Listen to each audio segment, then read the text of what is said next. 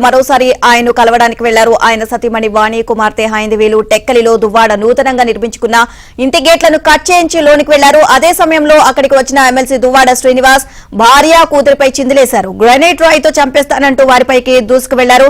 అయితే తమకు న్యాయం జరిగే వరకు ఇక్కడే ఉంటాము అంటూ దువ్వాడ శ్రీనివాస్ భార్య కూతురు నిరసనకు దిగారు. ఓవరాల్ ఇదే అంశానికి సంబంధించి మరింత సమాచారాన్ని మా కరెస్పాండెంట్ రమేష్ నాడికి తెలుసుకుందాం.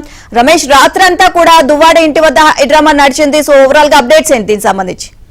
నీలిమ, ప్రధానంగా వైసీపీ ఎమ్మెల్సీ దువ్వాడ శ్రీనివాస్ సంబంధించి కుటుంబ వివాదం ఏదైతే ఉందో ఇది ముదురు పాకాన పడిందని చెప్పుకోవాలి. ప్రధానంగా నిన్నంతా కూడా హైడ్రామా కొనసాగింది. రాత్రి మళ్ళీ మరోసారి తన భార్య దువ్వాడ వాణి, అదేవిధంగా కుమార్తె హైందవి ఇద్దరూ కూడా తన తండ్రిని కలవటానికి దువ్వాడ శ్రీనివాస్ నివాసం ఉంటున్నటువంటి ప్రాంతానికి వెళ్లారు. అయితే ఆ సమయంలో దువ్వాడ శ్రీనివాస్ ఇంట్లో లేకపోవడంతో గ్యాస్ కట్టల ద్వారా గేట్ ను తొలగించి లోనికి ఎంటర్ అయ్యారు. అయితే ఆ విషయం తెలుసుకున్నటువంటి ఎమ్మెల్సీ దువ్వాడ శ్రీనివాస్ అక్కడికి చేరుకున్నారు. ఈ నేపథ్యంలో ఒక్కసారిగా కుటుంబ సభ్యులపైన తీవ్రమైనటువంటి ఆగ్రహం వ్యక్తం చేస్తూ చిందులు వేశారు.